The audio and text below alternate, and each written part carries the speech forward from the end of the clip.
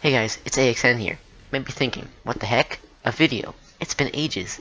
Well, yes, but let's put that aside because today we're doing an exotic weapon review and of my all-time favorite gun, the bad Juju. And you know what? This gun really should be called the good Juju because it rocks. I think that this weapon is great all around, and with the Taken King DLC here, it actually has some viability. I used it in the Crucible before the Taken King DLC. I loved the feel of it then. However, it's not this weapon being buffed that got it to be good. It's just other weapons have been nerfed. Thorn. The buffs and nerfs that the bad Juju received were not directly given to it. It was just given to the whole class of pulse rifles. The bad Juju now has 27 shots in a magazine compared to its old magazine of 24. Along with this, the bad Juju received a very slight stability decrease, which I personally think is stupid. But despite this decrease, with a steady hand, the bad Juju can be deadly time and time again. Let's take a look at the perks given to this gun. The bad Juju starts out with a choice between smooth ballistics, increased recoil, boosted range, soft ballistics, less recoil, penalty to impact, and smart drift control, predictable recoil, penalty to range. I personally choose smart drift control for the stability increase. Its first main perk is hip fire, where firing from the hip grants bonus accuracy. Personally, I try to aim down sights, so I don't notice this perk too much. Next comes a choice between armor-piercing rounds, which will up the impact, send it, increasing range, or as I personally use, perfect balance, which massively increases the stability. The final perk is String of Curses, which will automatically reload this weapon after each kill, give bonus damage after a kill, and grant bonus super energy after each kill. The bad Juju also has the passive perk Full Auto, making life just a little easier on you. Now let's take a look at the damage values of this gun. In the Crucible, the bad Juju does 27 damage to the head at optimum range, and 18 damage to the body. You can tell that this pulse rifle will not be capable of those 2-burst kills that weapons like the Messenger from Year 1 and the exotic pulse rifle, the Red Death, can do. However, what the bad Juju lacks in damage, it gains in rate of fire. This thing is beast when you're consistently landing those headshots, and in this day and age, beast is cool. Now the average Guardian has around 200 HP.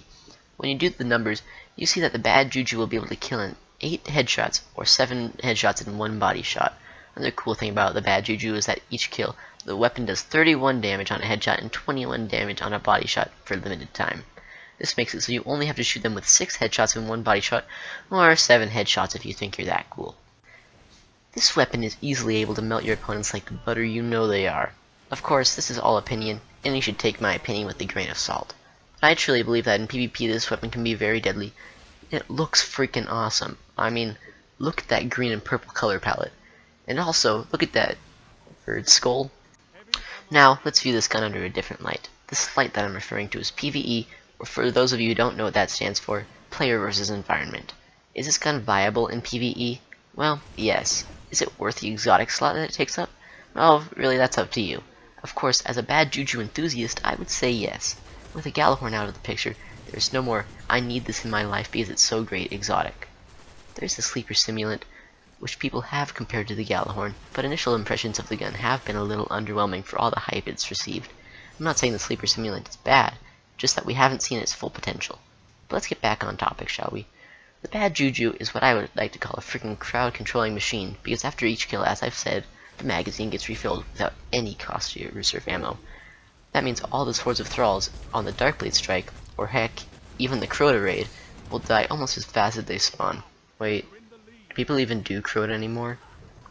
When facing off against level 40 red health bar enemies in the mission Blighted Coven, you do 505 damage to the body and 1513 damage with the critical hit. Against major enemies, you deal 485 damage to the body and 727 damage with the crit. This damage output may not be as high as other pulse rifles, but you have to remember, the bad Juju is not like most other pulse rifles. It is meant to do a little less damage, but with a faster fire rate, rewarding those skilled enough to hit their shots. The fun thing about the bad Juju is that it's forgiving. Miss 3 shots? No matter, there's a Thrall sitting in the corner.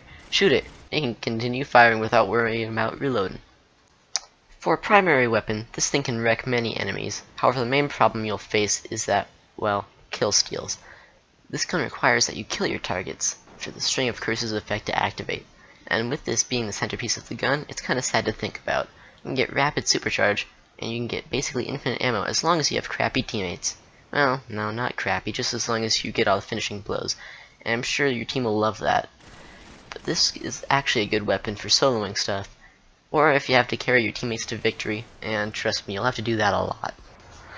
The bad Juju is great in almost any situation, PvP and PvE. With the versatility of this gun, you can confidently take it into any scenario you could think of and say, I had the freaking bad Juju, I'm awesome, and I'm gonna pwn these noobs.